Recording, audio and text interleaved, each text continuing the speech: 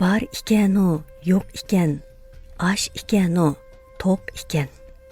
Tulka yasavul ekan, bo'ra hakavur ekan. G'az kanay ekan, o'rdak sunay ekan. Qağa qaraq ekan, seg'izxon yaloq ekan. Paqa postek ekan, yılan tugman ekan. Ani shu zamonda bir padişah bo'lgan ekan. O padişahning ay desa ay emas, kun desa kun emas, nihoyatda chiroyli bir qizi bor ekan. Qiz bo'yiga yetganda atrofdagi padişahlarning shahzodalari bas bilan qizga elchi avatishibdi. Padişah unisimi qiz zotili unimabdi. Bir kuni padişah qizning oldiga enik anasini kirgizib, qizini yotliq bo'lishga ko'ndirmoqchi bo'pti.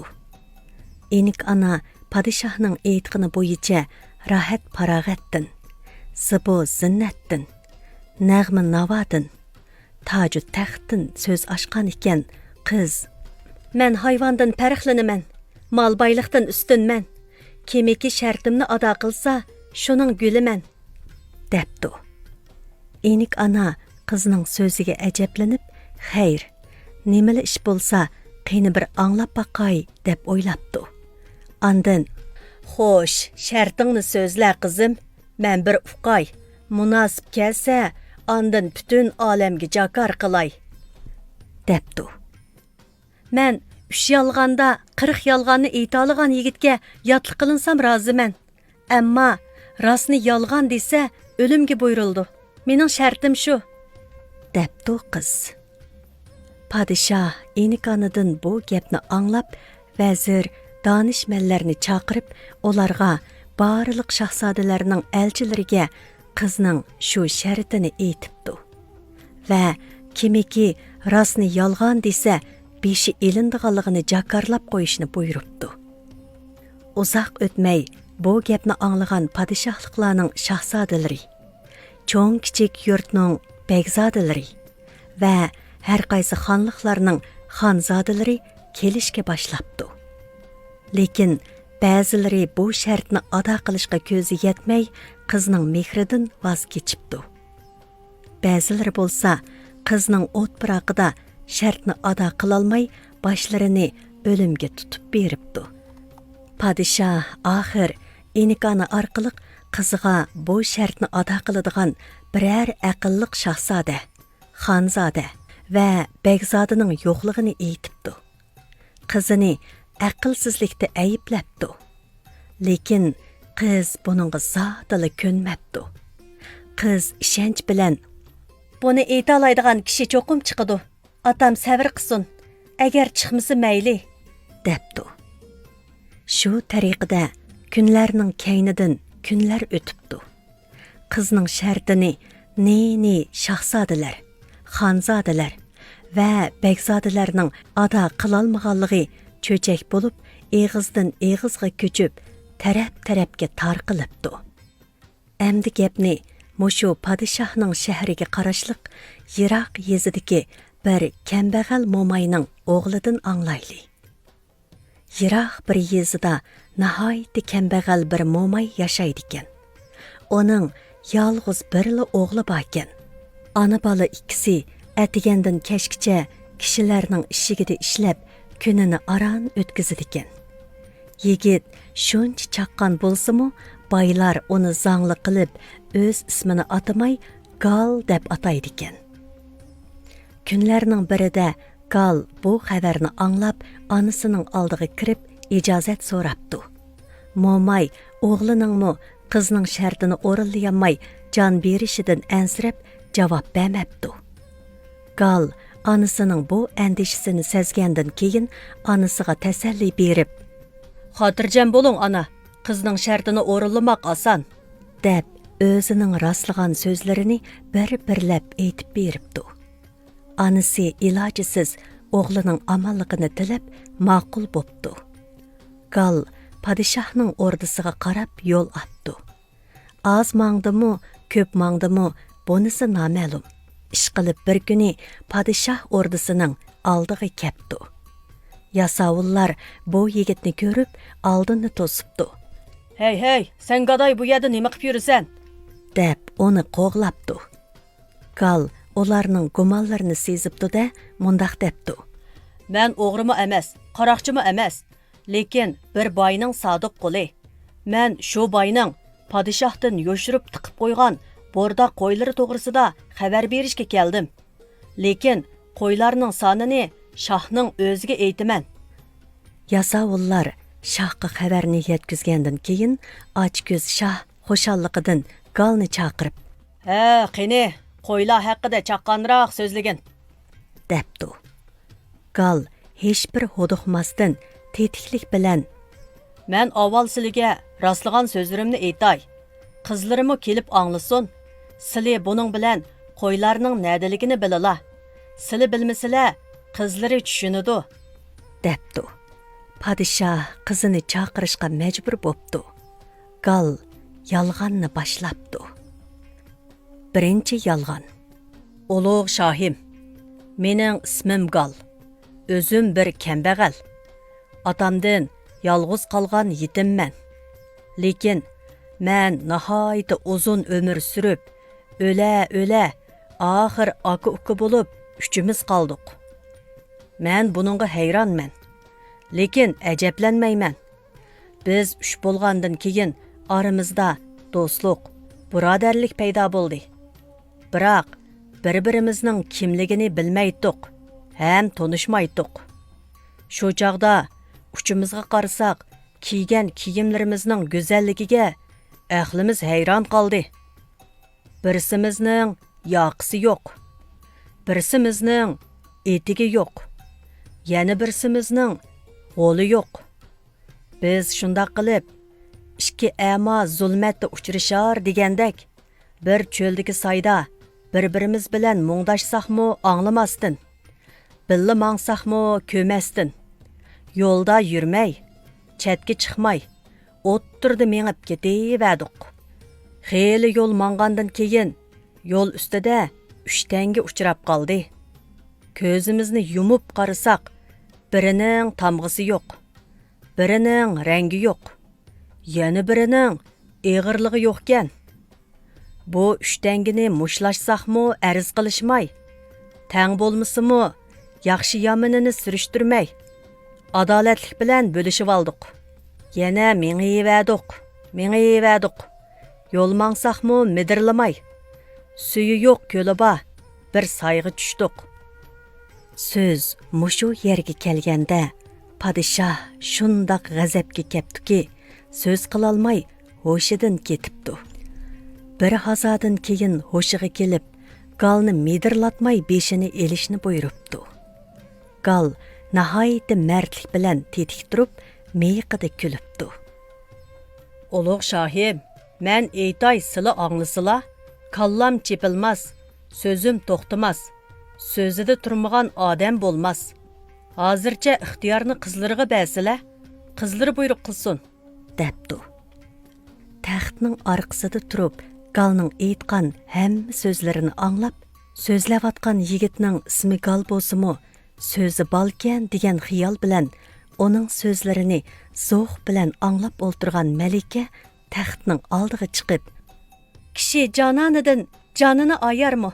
Parvonalar o'tdan yanarmi? Kishining qilgan ishi to'g'ri bo'lsa, qo'qishning o'rni bormi? Aqlli kishilar boshqalarning so'zini oxirgacha sabr toqat bilan anglay oladi. Qani bir anglab baqmamdiq, deb yigitga ishorat qildi. Padişah nima deyishini bilolmay qopdi. Padişahning atrofida o'ltirgan o'rda donishmandlari, vazirlari bosh egishib, malikaga ta'zim qilib o'ltirishibdi. Gal yana so'zlabdi. Shunda qilib, suyi yo'q ko'li bor bir soyga tushdik. Suyi yo'q ko'lda 3 beliq o'ynoqlab uzib yuribdi. Bu beliqlarning ikkisi o'lik, birining jini yo'qkan. Biz heliqi beliqlarni elib, etigi yo'qning etigiga selib, soydan chiqib yo'lga tushdik. Yo'lda mangmay, yo'ldan chiqmay ketaverdik. Qarasak, oldimizda 3 uy ko'rindi. Biz shu uylarga keldik. 2 uyning temi yo'q. Birining o'rni yo'q. Biz o'rni yo'q uyga kirsak, 3 qozon turibdi. Qozonlarning ikkisi to'shuk. Birining tuvi yo'q. Etigi yo'q akam, etigidagi jeni yo'q beliqni elib, tuvi yo'q qozonga soldi. Biz uni pishirmoqchi bo'lishdik. Qarasak, o'tin yo'q. Shuning uchun o't yoqmay, o'tinni oyimay qolaversak, qozon qaynamay, go'shi pishib, so'ngiki milix bo'lib ketibdi. Yeb baqsaq, issiqmi o'tmabdi. Nima bo'lsa bo'lsin deb, uchimiz rosa yedik. Yegandimi bir-birimizni taklif qilishmasdan yevadik. Biroq yegan go'sht qo'sig'imizning bir burjigigimi kelmabdi. O'ylasak, qo'sig'imiz rosa to'yib ketibdi. Ketmoqchi bo'ldik. Uydan chiqayli devidik. Eshikdan patmadik. Amalning yo'qligidan, ilojning to'liligidan, tam to'shigidan chiqib ketdik. Yana yo'l yurdik. Yo'l yurgandimi mo'l yurdik. Yuraverib bir etizga chiqib qoldik. Qarasak, o'nmagan chig'tuvida turalmagan to'shqon yetibdi. Shexi yo'q daraxtdan putumagan cho'moqni ilib, heliqi to'shqonni rosa bir urvidik. To'shqon jim yetib, yugurgan peti qo'limigan o'rg'i tushib jon berdi. To'shqonga pichoq sanmay, qo'l tekkizmay so'ysak, chiqdi 10 patman go'shi, 20 patman chavisi. 6 oydan beri yavatimiz, helimi ba tang yartisi. Shuningdan buyon biz osh qilib, akam mendan xafa bo'lib, o'zi bilgan yerga ketdi. 20 patman chavi yog' manga qoldi.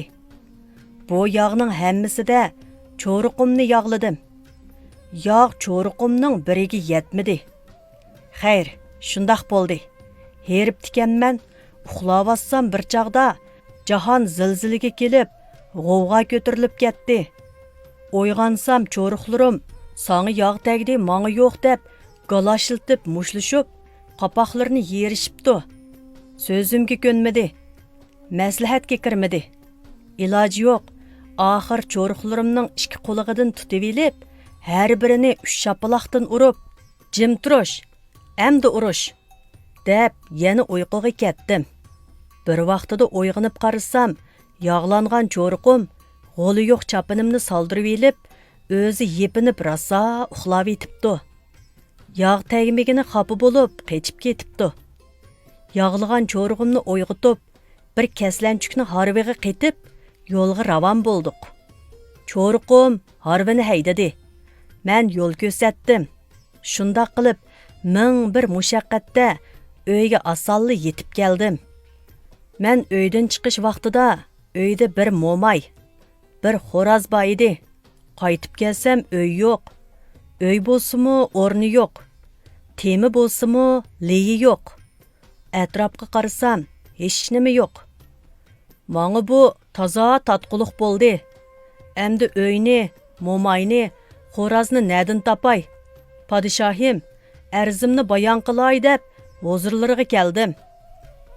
deb gal enikini silab, xotirjam turibdi.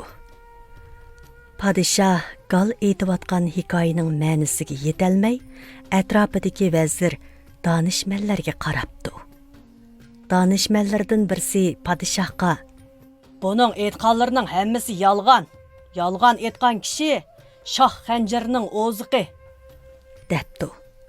Qiz bu so'zga koyib: "Hurmatli ota, galga ruxsat qilsangiz, hikoyasining oxirini aytib tugatibassin" debdi.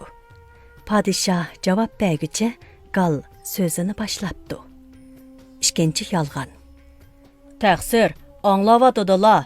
Mo'may yo'q, xo'rozmi yo'q. Cho'riqimning biri texi yo'q.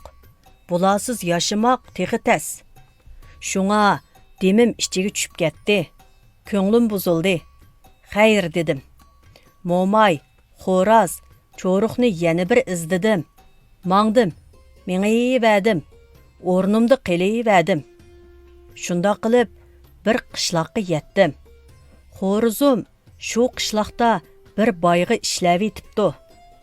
Bayning dehqonchilik ishlari faqat shu xo'roz bilanla mengib yetibdi. Xo'rozim bilan ko'rishdim. Quchoqlashib ketdim. Bir-birimizni shunchalik seg'inib ketibdikki, ko'rishmayla yig'lashib ketdik. Xo'rozim boyga 6 oy kecha-kunduz ishlabdi. Xo'rozni akitish uchun boy bilan so'zlashdim. Bo'lmadi. So'qishdim, bo'lmadi. Boyga bu ishlar ermak bo'ldi. Oxir haqqiga bir juvaldurus bermak bo'ldi. Boy buningga oson ko'nmadi. Juvaldurusni og'inimga men xo'sh bo'ldim. Xo'sh bo'lib, yana yo'lga chiqmoq bo'ldim. Lekin xo'rozim unimidi. O yana 3 oy ishlab, ondan haqqini to'liq elib qaytmoq bo'ldi. Men juvaldurusni elib, xurjunimga selib, xo'rozimga xayr deb, orqamdan tez kel deb, yana yo'lga ravon bo'ldim. Mo'may bilan bir pay cho'riqimni izlab, ketaverdim. Hech yerdan topolmadim. Egiz tog'larning ustiga chiqib, butun olamga qaradim. Ko'rinmadi. Oxir bir qilin jangalning ichidagi cho'nqur hongga tushib qarasam, 7 tog'ning o tarafida, 7 daryoning bu tarafida bir kichik o'stang bo'yida mo'may kir yuyib o'ltiribdi. Berib yig'lab ko'rishib, ketayli ana yur desam, boyga ishligili 6 oy bo'ldi. 9 oy bo'lganda haq bermoqchi. Haqqimni olmay ketmayman deb unimidi. Men qaytib ketishga tamshilib edim. Ussab ketganimga 3 kun bo'lganligi esimga tushdi. Havo nihoyat isib, qaynab turgan bir chaq edi. Men daryo bo'yiga borsam, suyi g'achchida to'nglab ketibdi. Muzni chiqishga tash topolmay, beshimni quliqimdan tutib bir qo'ygan edim. Muz yerildi. Suvni rosa ichdim. Ussizligim qinib, yana yo'lga tushdim. Bir yerlarga borgandan keyin qarasam, beshimning tengi yo'q. O'ylasam daryoda qapti. Juvaldurusga qarasam, uning bisi yo'q. Shuning bilan voy sit dedimda, beshimni tepishni unutib, mo'mayni og'ilib Vaqt 3 oyga to'shqan edi. Mo'may yo'q. Surishtirsam, ish haqini olmoqchi bo'lganida, boy mo'mayga tuhmat to'qib, uni dassab urib, o'ltirib qo'yibdi. Mana podshohim, ahvol mushu. Hamma tatquliq peqirlag'ima. O'ylab ko'rsizlar, oldilariga shuni aytqili keldim men. Deb javob kutgandek podshohga qarab turibdi. Podshoh huduqib, vazir donishmandlariga qarabdi. Aql so'ragandek qilib, ko'zning quyruqida marabdi. Vazirlardan birsi: "Yog'onchining bu itqonlari podshohga haqorat. Podshohimizning zamonasida bundoq adolatsiz ishlarning bo'lishi mumkin emas" deb turishiga gal "Taqsir, texi gap bu yerda" deb so'zini yana boshlabdi. 3-yolg'on. Mo'mayning xun qisosini elish uchun boyning uyiga berib, yoqisidan so'rab, so'roqxonaga elib bordim. So'roqchi undoq deb, mundoq deb mo'mayning xuniga bir eshak buyurib, so'roqxonaning hukmi naq, ado qilish haq deb yo'lga soldi. Mo'may uchun yig'lab, noiloj eshakni mindimda yo'lga chiqdim. Kang dasht bayovonda ketayotsam, 40 karvon uchrashdi. Ularning birisi menga qarab, "Hey gal, eshiging yig'ir bo'p qapti, boshqadan to'qib ol" dedi. Eshakdan tushib qarasam, rostla eshakning dumbisini yig'ir besib ketibdi. Buni qandoqmisa qaytaman deb karvonlardan so'rasam, ko'ydirib bosqin deb bir dona yong'oq berdi. Yong'oqni ko'ydirib besib edim. Birdilla eshakning dumbisidan bir tup yong'oq daraxti unib chiqdi. Hash-bash deguchi ko'klab, chechaklab ketdi. Yong'oqlar pishib qoldi. Eshak yong'oqni ko'taramay, beli egilib, qo'sig'i yegi yetdi. Men yong'oqlarni tushirish uchun eshakni yetilab, sho'digarlikka eppadim. Kuchimning boricha yong'oqqa chalma etishga boshladim. Lekin bir talma yong'oq tushmadi. Shuncha vala yong'oqdan birari tushmaganiga ichim pushib, asta avaylab yong'oqning to'pisiga chiqdim.